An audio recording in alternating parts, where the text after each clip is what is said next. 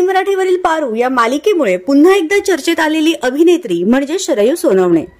अलीकडेच तिने लग्नाच्या पहिल्या वाढदिवसानिमित्त खास पोस्ट शेअर करत लग्नाबद्दल खुलासा केला. तिच्या या पोस्टवर मराठी कलाकारांसह प्रेक्षकांनी शुभेच्छांचा वर्षाव केला आहे. मात्र काही प्रेक्षकांनी तिला लग्नातील फोटोवरून ट्रोलही केला आहे. हे काय, मराठी लग्नात नवरीने अशी दळभद्री पांढरी साडी का नेसावी? कॉपी करण्याच्या नादात आपले शास्त्र रीतिरिवाज सगळ्याला धाब्यावर बसून मोकळं व्हायचं. आई वडील सासू सासऱ्यांना कसं पटलं हे सगळं?